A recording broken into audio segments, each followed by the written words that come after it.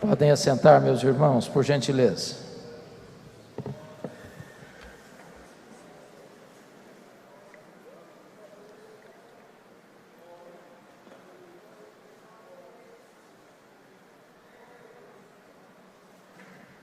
Deus está neste lugar, e Ele é o Deus de toda graça, Ele é o Deus que salva o perdido, o Deus que restaura o caído, o Deus que faz novas todas as coisas.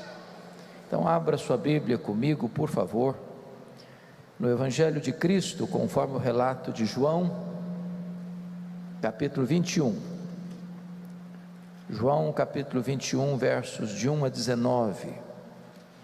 Esta é a história de um homem que experimentou a graça de Deus na sua vida. João capítulo 21, verso de 1 a 19.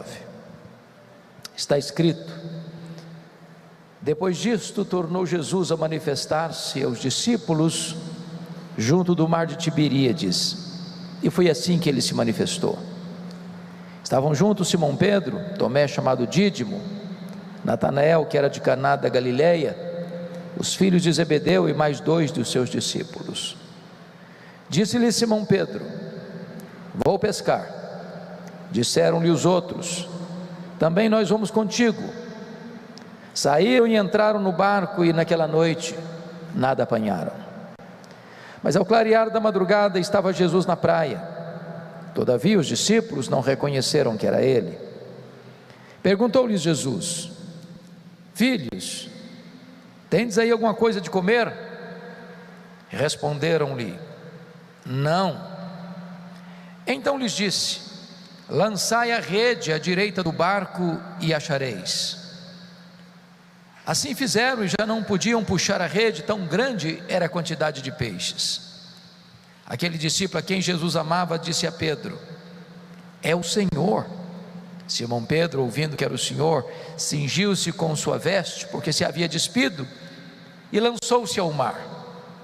Mas os outros discípulos vieram no barquinho, puxando a rede com os peixes, porque não estavam distantes da terra, senão quase 200 côvados, aproximadamente 100 metros.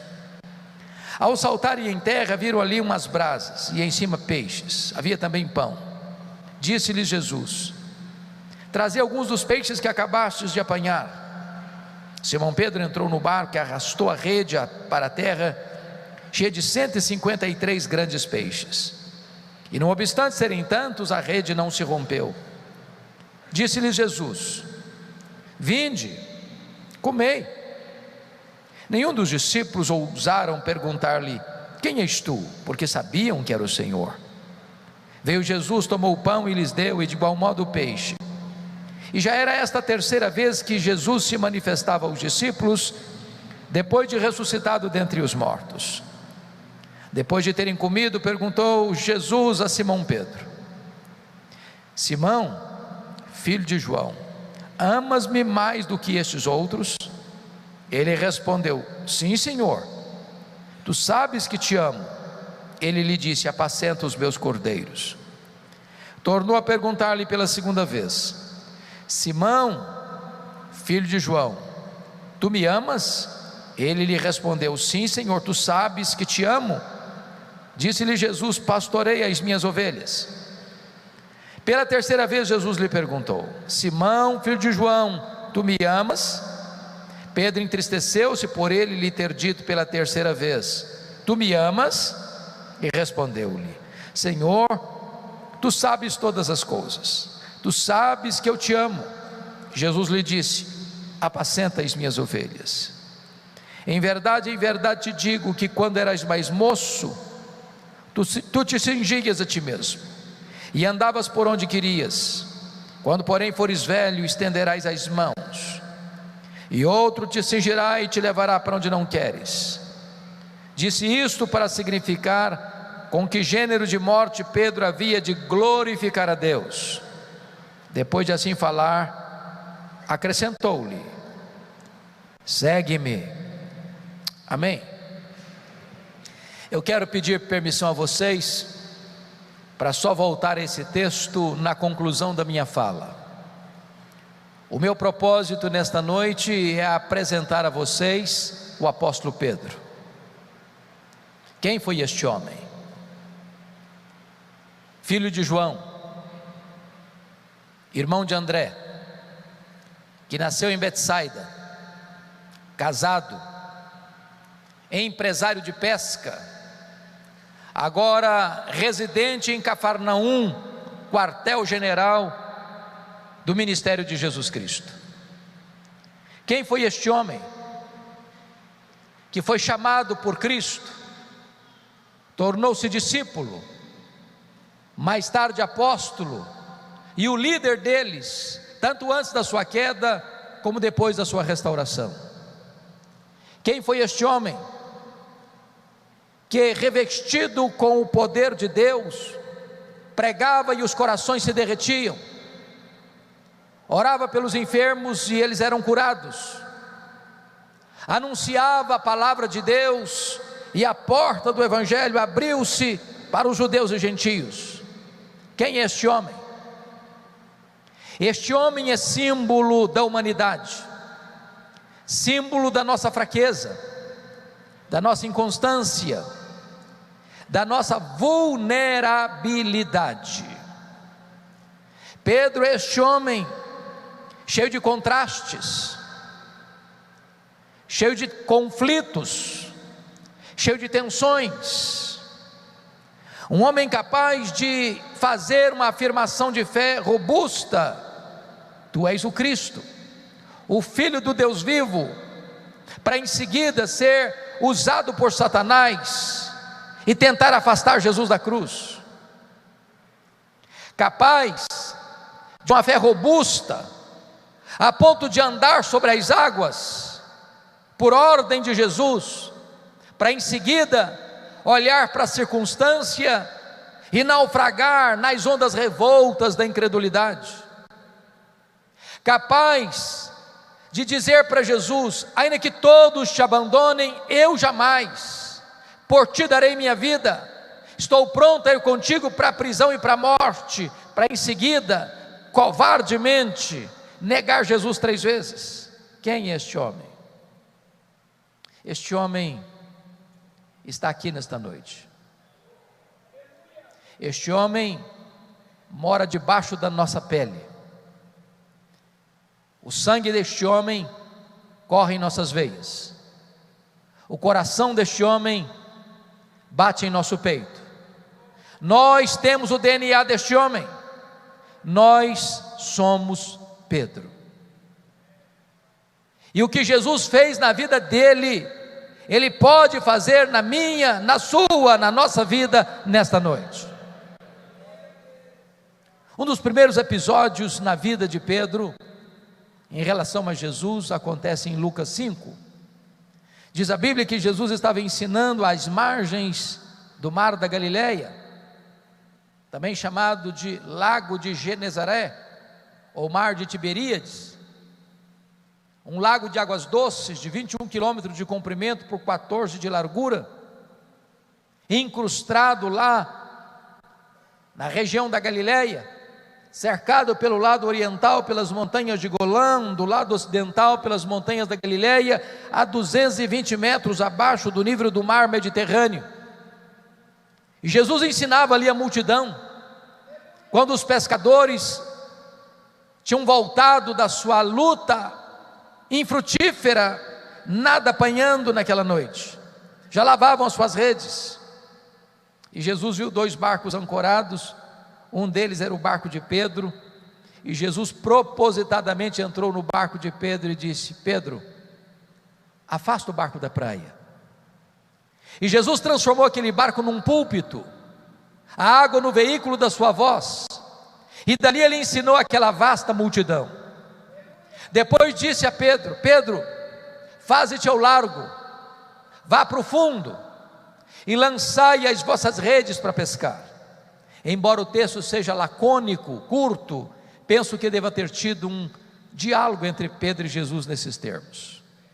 Mestre, desse negócio, entendo eu sou um pescador profissional, eu conheço cada palmo desse lago, O senhor bem sabe que é de noite que se pesca, e nós já trabalhamos a noite inteira, nada apanhamos, o mar não está para peixe hoje. Mas de repente acende-lhe um lampejo de fé na alma, e ele diz: mas sob a tua palavra eu lançarei as redes. Quando ele lança as redes, um cardume de peixes começa a pular naquelas redes, as redes começam a se romper, aquele barco não consegue reter o produto daquela pesca milagrosa, o outro barco precisa vir, e quando Pedro percebe que está diante de um milagre extraordinário, ele larga para lá o barco, ele larga para lá as redes, ele larga para lá os peixes, vai na direção de Jesus, se prostra aos pés de Jesus e diz: Senhor, afasta-te de mim, vai embora de mim, eu não sou digno de estar na tua presença, eu sou um pecador. Mas Jesus olha para ele e diz: não temas, porque a partir de hoje eu farei de ti um pescador de homens. Naquele momento Pedro foi pescado pela rede da graça de Deus e tornou-se um seguidor de Jesus, caminhou com Jesus, ouviu os ensinamentos de Jesus, viu Jesus realizando grandes e portentosos milagres, os leprosos eram purificados, os coxos andavam, os cegos viam, os mudos falavam, os surdos ouviam, os endemoniados eram libertos, os mortos ressuscitavam, até que Jesus chegou lá no extremo norte de Israel, lá nas fraldas do Monte Hermon, lá na divisa com o Líbano, lá em Bânias, onde nasce o rio Jordão, lá em Cesareia de Filipe, e Jesus faz uma enquete com seus discípulos assim: quem dizem os homens ser o filho do homem? Em outras palavras, o que é que o povo comenta a meu respeito? E os discípulos responderam: uns dizem que tu és João Batista, outros dizem que tu és Elias, outros dizem que tu és Jeremias, outros dizem que tu és algum dos profetas. Em outras palavras, o povo não sabe nada a teu respeito. Talvez hoje ainda é assim. Mas Jesus se volta para eles e pergunta: e vós, quem dizeis que eu sou? E Pedro, que era falante, e Pedro que era um líder, e Pedro que não suportava que ninguém falasse na sua frente, responde: tu és o Cristo, o Filho do Deus vivo. Talvez até aguardando um elogio de Jesus. Parabéns, Pedro, você é um homem de refinado discernimento. Mas não foi o que Jesus fez. Jesus disse: bem-aventurado és, Simão Barjonas, porque não foi carne e sangue quem te revelaram, mas o meu Pai que está nos céus. Em outras palavras, Jesus está dizendo o seguinte para Pedro: Pedro, não pensa você que você sabe quem eu sou, porque você é um homem mais inteligente ou espiritual que os demais. Você só sabe quem eu sou, Pedro, porque o Pai me revelou para você. Porque se o Pai não tivesse me revelado para você como povo, você também não saberia quem eu sou. Mas eu também te digo que tu és Pedro, e sobre esta pedra eu edificarei a minha igreja, e as portas do inferno não prevalecerão contra ela. Está aqui, irmãos, em Mateus 16, 18, um dos textos mais importantes da Bíblia, de cuja correta interpretação depende o futuro do cristianismo. Quem é essa pedra sobre a qual a igreja está edificada? Há 3 interpretações na história da igreja. A primeira delas é que Pedro é a pedra. Há uma frase em latim muito conhecida no mundo religioso que diz assim: ubi Petros, ibi ecclesia. Onde está Pedro? Aí está a igreja. A segunda interpretação é que a pedra é a declaração de Pedro: tu és o Cristo, o Filho do Deus vivo. Mas a terceira interpretação, penso eu, que todos nós subscrevemos essa terceira interpretação, é que o próprio Cristo é a pedra sobre a qual a igreja está edificada. O texto nos leva a esta conclusão, se não vejamos.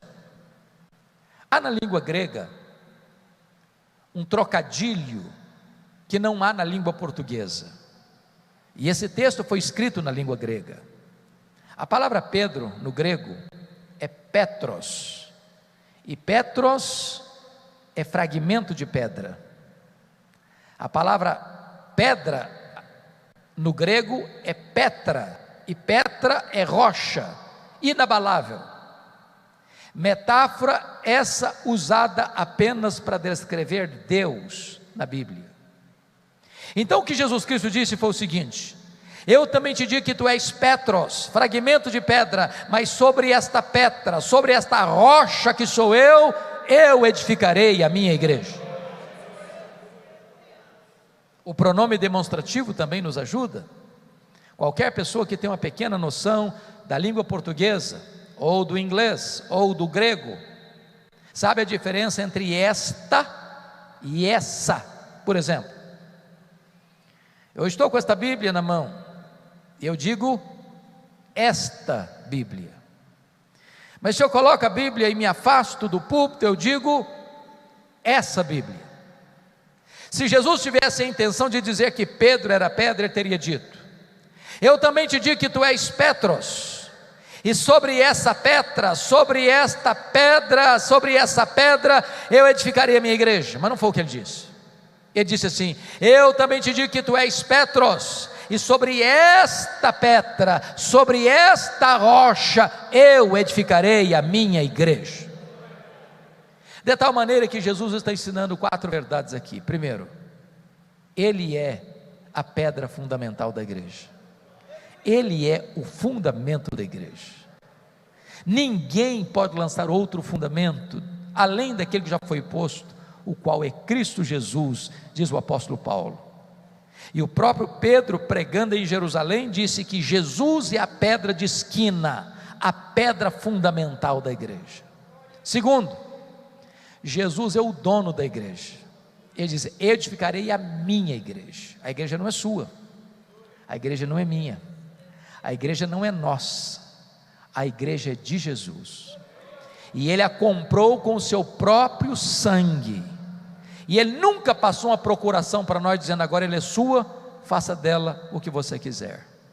Terceiro, Jesus é o edificador da igreja. Ele diz: eu edificarei a minha igreja. Quem edifica a igreja não é você, quem edifica a igreja não sou eu, quem edifica a igreja não somos nós, quem edifica a igreja é o próprio Jesus. Quarto lugar, ele diz: Ele é o protetor da igreja, e as portas do inferno não prevalecerão contra ela. Não tem perseguição, não tem fornalha, não tem martírio, não tem pobreza, não tem qualquer força, nem na terra, nem no inferno, capaz de destruir a igreja do Deus vivo. Ela é indestrutível, porque Jesus é o seu protetor.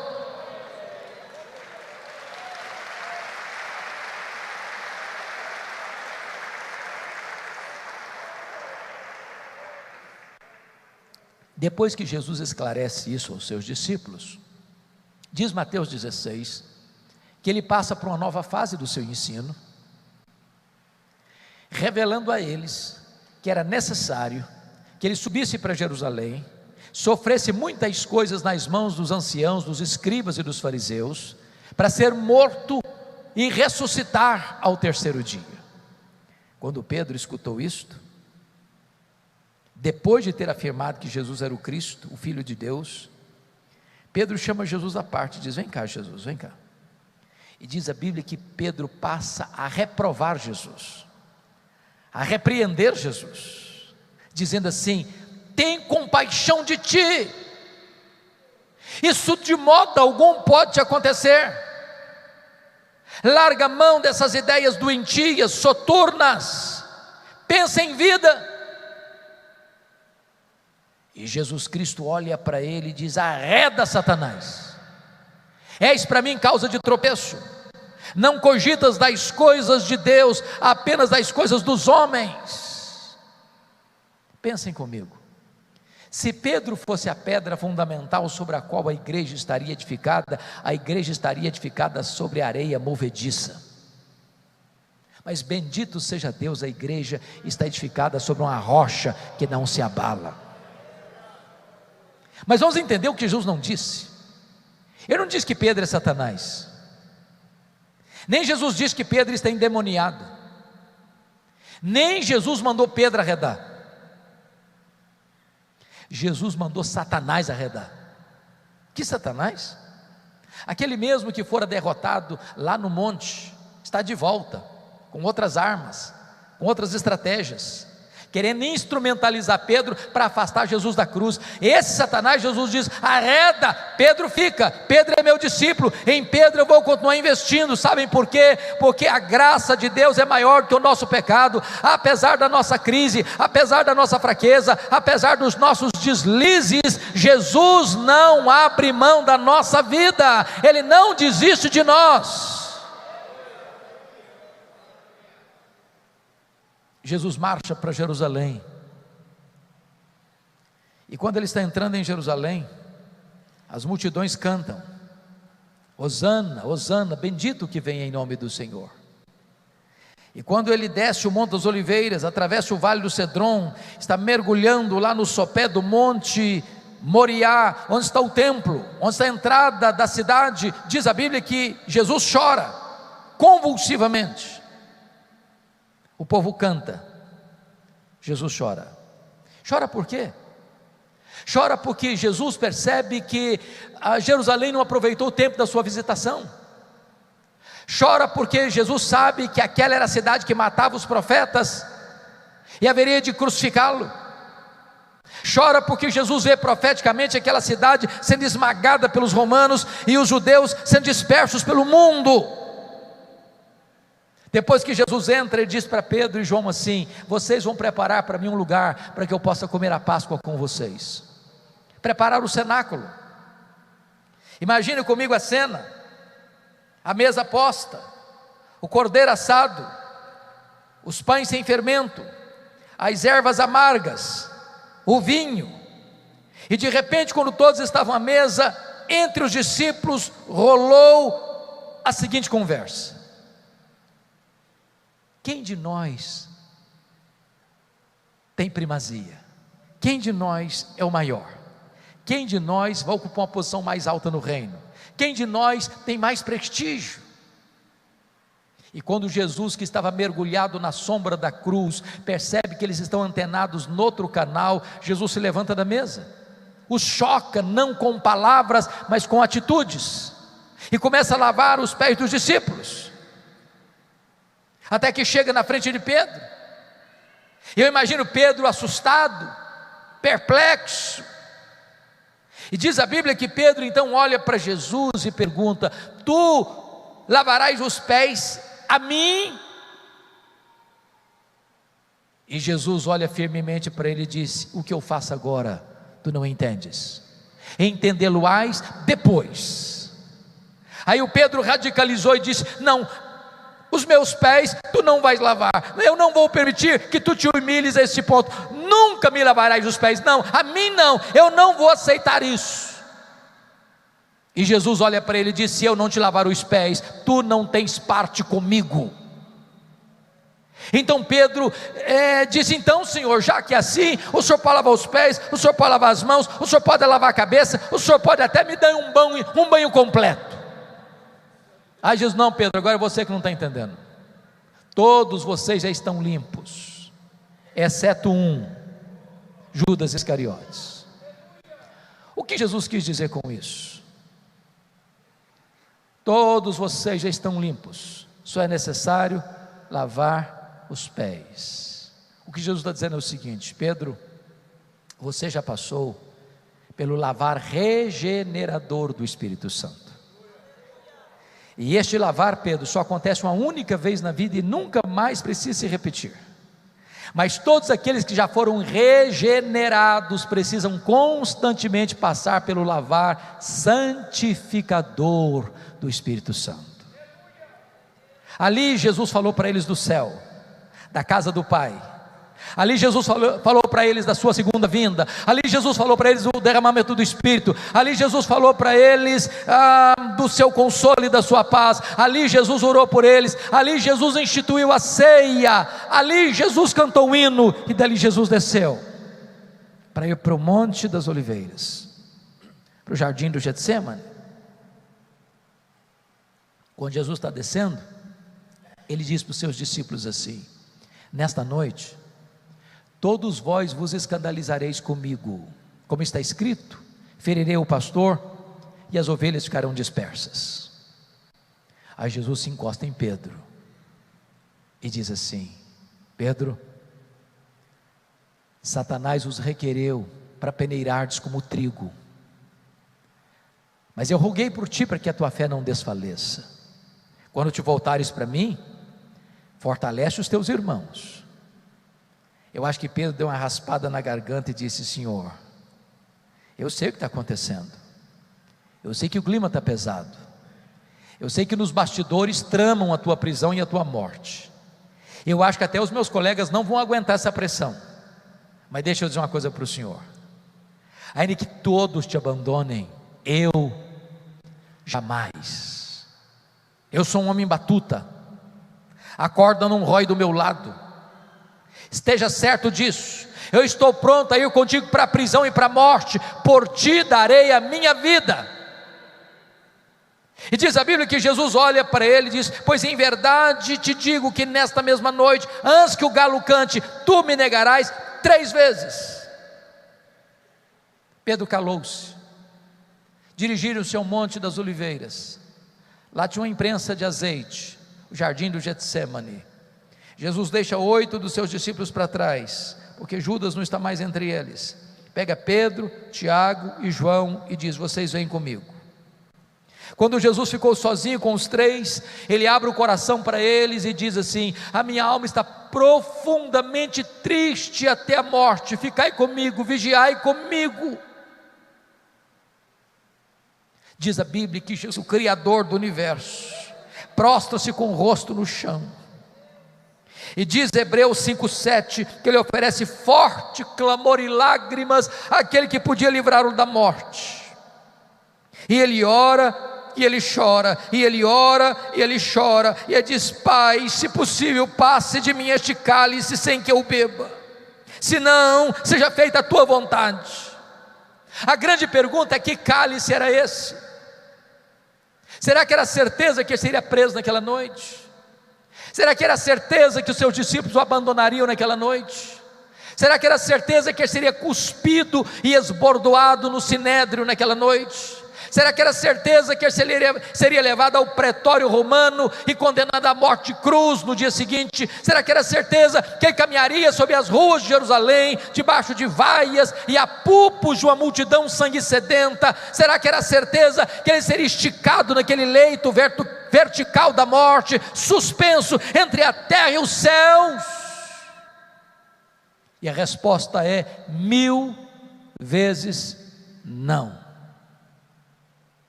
Este cálice era a santa ira de Deus, que devia cair sobre a sua cabeça, sobre a minha cabeça, sobre a nossa cabeça.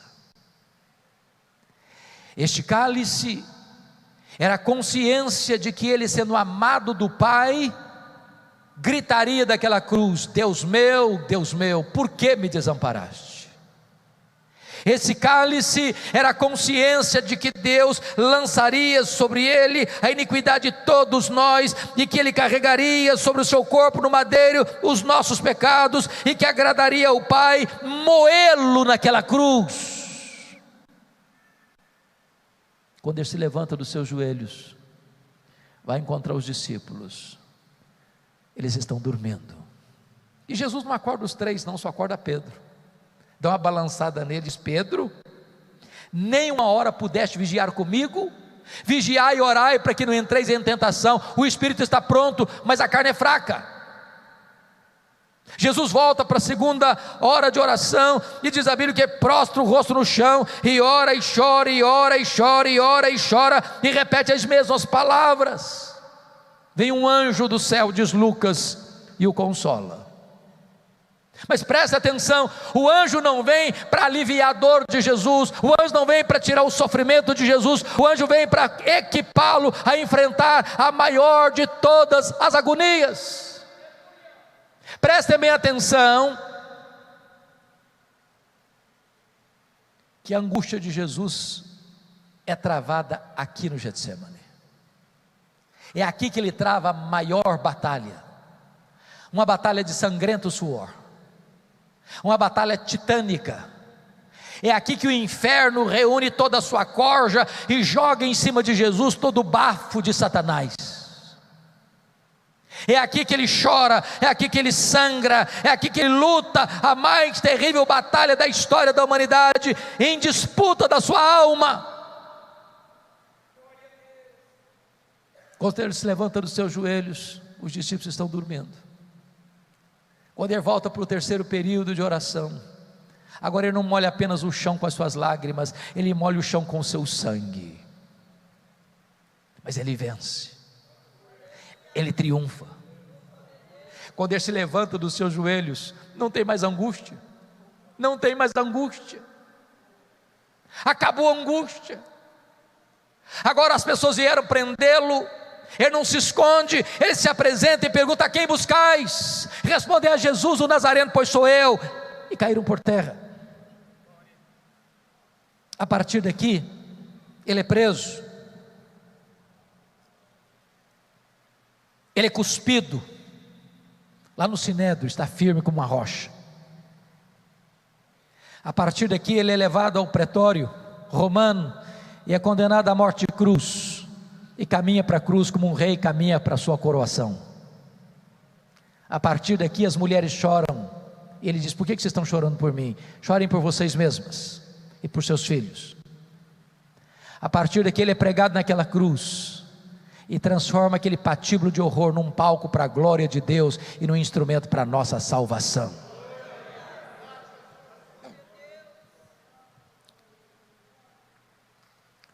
Naquela noite os discípulos se dispersaram, inclusive Pedro, e Pedro foi seguindo Jesus covardemente, não tinha coragem de se apresentar. Conseguiu entrar lá na casa do sumo sacerdote, e lá tinha um pátio, e lá tinha uma fogueira, a noite estava fria.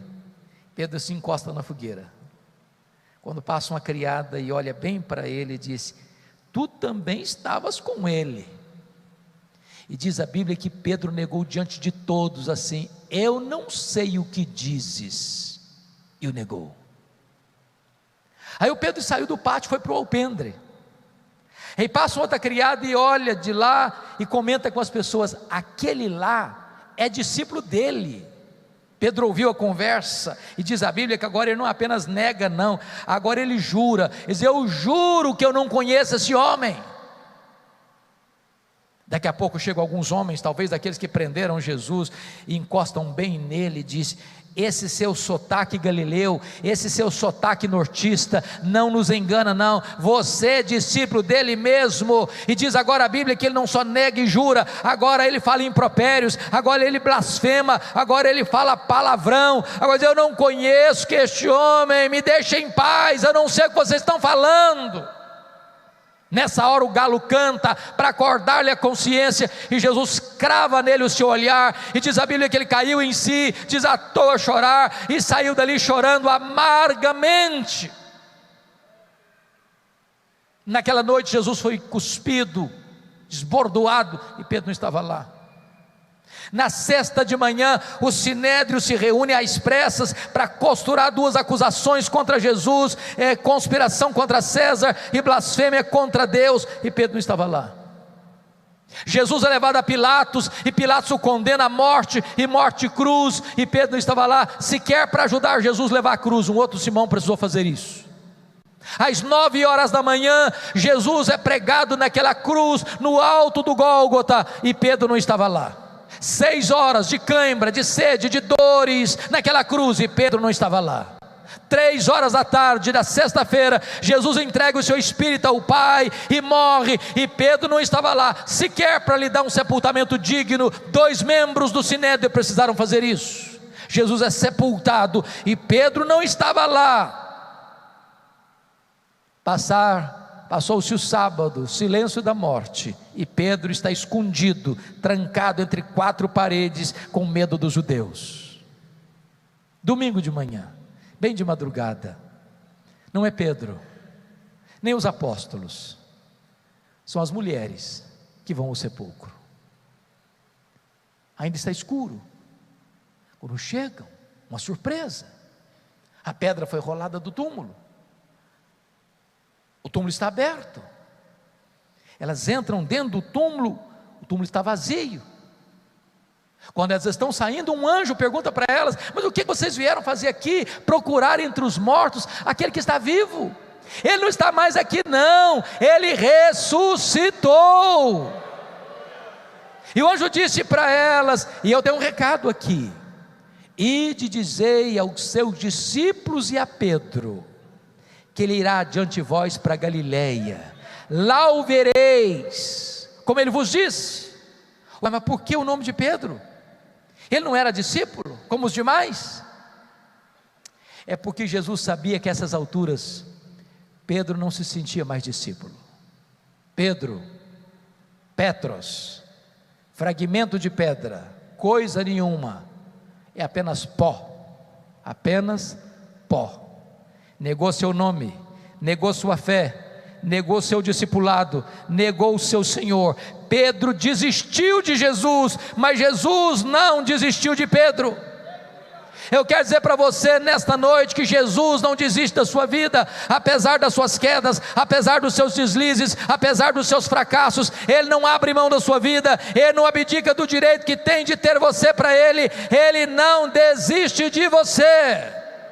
Sabem por quê? Porque a graça dEle é maior do que o nosso pecado. Eu imagino, pastor Ciro, como é que foi essa caminhada de Pedro, mais de 100 quilômetros de Jerusalém a Galileia, a pé. Eu acho que cada passada era uma fisgada na consciência, era uma martelada na alma. Eu acho que ele deve ter pensado assim: quando Jesus encontrar-se comigo, ele vai me arrebentar todo, ele vai me quebrar pelo meio, ele vai botar o dedo no meu nariz e dizer que eu sou um fracasso, que eu sou um covarde, que eu sou um desertor, e eu sou mesmo.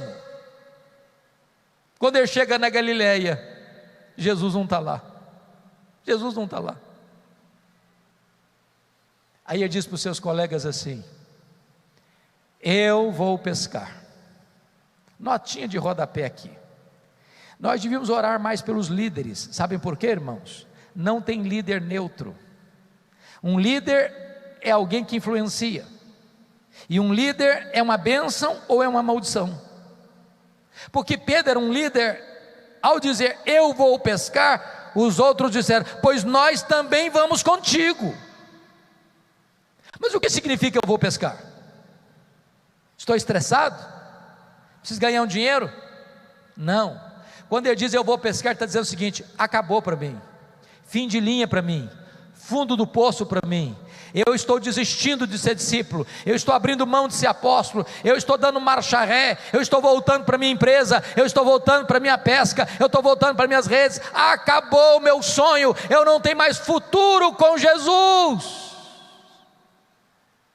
Naquela noite, eles não pegaram nenhum lambari, porque quando o homem se afasta de Deus, nem pescar consegue mais. O dia já estava amanhecendo, as redes estavam vazias, eles estavam a 100 metros da praia, quando de repente eles olham, tinha alguém andando na praia, eles não sabiam quem era, e esse personagem que eles não conheciam, que está andando na praia, olha para eles a 100 metros e pergunta assim: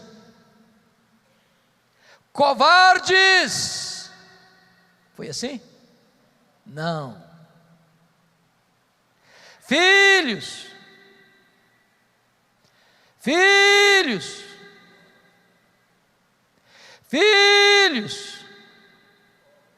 Tem nessa única palavra mais de 1 tonelada de graça para um bando de covardes, para um bando de desertores. Ele diz: filhos. É assim que Ele trata você, é assim que Ele trata a mim. Apesar das nossas quedas, Ele nos chama de filhos. Tens aí alguma coisa de comer? É claro que ele não precisava dessa informação, ele sabia. Ele está fazendo essa pergunta para acordar a consciência desses homens. Eles respondem: não. E ele diz: lançai a rede à direita do barco e achareis. Aquele a quem servimos nesta noite conhece as profundezas do mar e domina sobre os peixes do mar.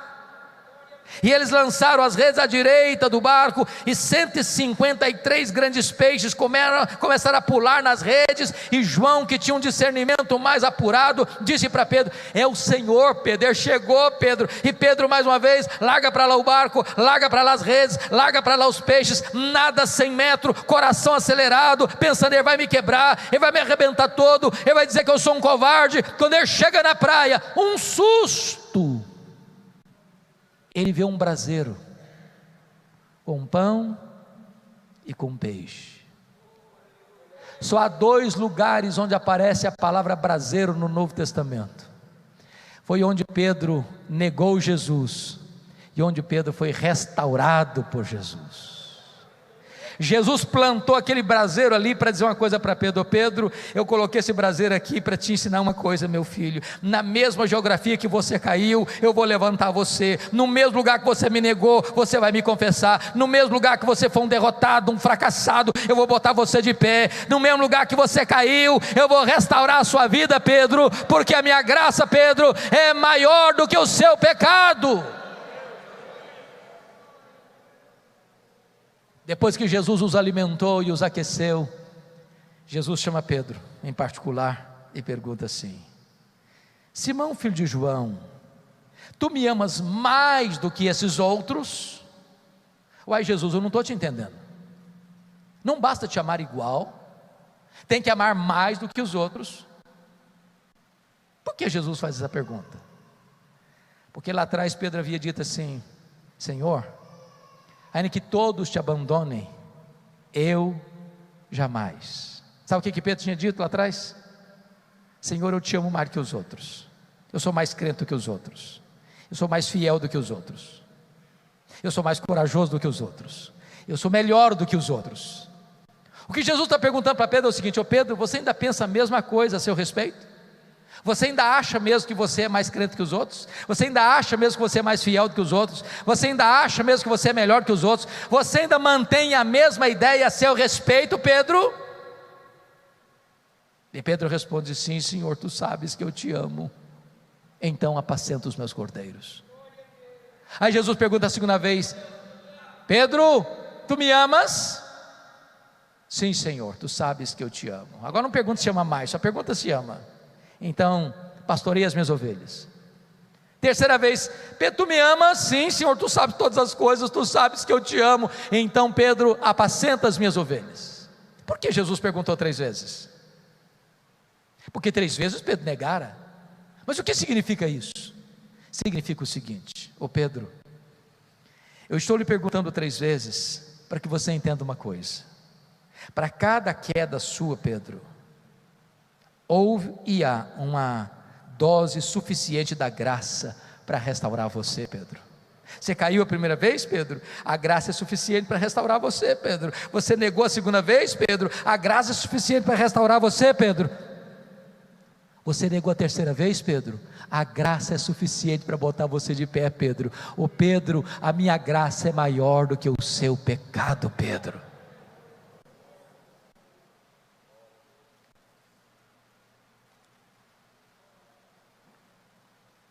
Há um trocadilho aqui na língua grega que não dá para entender na língua portuguesa. Eu explico. Há 2 verbos para a palavra amar, o verbo amar no grego. O verbo agapau e o verbo filéu. Agapau é o verbo de amor sacrificial. Quando Jesus pergunta para Pedro a primeira vez: tu me amas? Jesus perguntou assim: Petros, agapas-me? Em outras palavras: Pedro, tu me amas com amor ágape? Tu me amas a ponto de dares tua vida por mim, de morreres por mim? Pedro não respondeu essa pergunta. Pedro responde a Jesus com outro verbo. Pedro diz para Jesus mais ou menos o seguinte: Jesus, amor ágape eu não tenho. Eu não estou pronto a morrer por ti, eu não tenho coragem de dar minha vida por ti, eu apenas gosto de ti. E usa o verbo filéu, o verbo de amigo. Ele diz assim: filose, eu só gosto do Senhor. A segunda vez que Jesus pergunta para Pedro, ele repete a mesma pergunta: Petros, agapas-me? Tu me amas com amor ágape? Tu me amas a ponto de morreres por mim, de dares tua vida por mim? O que Pedro responde é o seguinte: não, Senhor, amor ágape eu não tenho, filo-se, eu só gosto do Senhor. Por que ele ficou triste da terceira vez? Porque Jesus mudou a pergunta.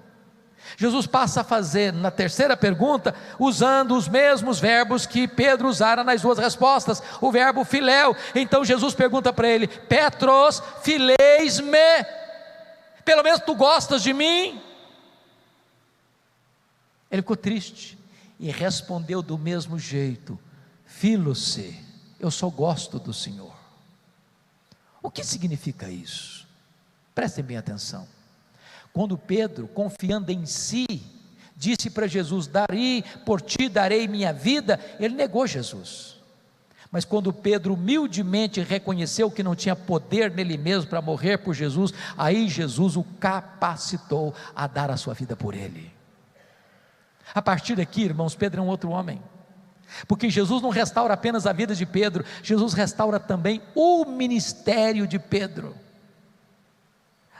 Pastor, apacenta os meus cordeiros, pastoreia as minhas ovelhas, apacenta as minhas ovelhas. Talvez você que veio aqui nesta noite, já foi alguém de linha de frente, já foi alguém de vanguarda, já foi alguém que foi usado poderosamente por Deus, e quem sabe você se decepcionou, quem sabe você está machucado, quem sabe você caiu, quem sabe você está ferido, e nesta noite Jesus está aqui para restaurar a sua vida, para restaurar o seu ministério, e devolver a você o cajado de pastor.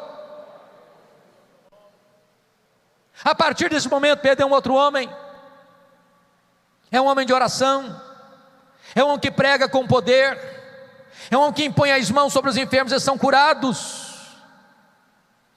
E é nesse contexto que chega o versículo 19, versículo 18: em verdade te digo, que quando eras mais moço, tu te cingias a ti mesmo, e andavas por onde querias. Quando porém fores velho, estenderás as mãos, e outro te cingirá, e te levará para onde não queres. O que significa isso?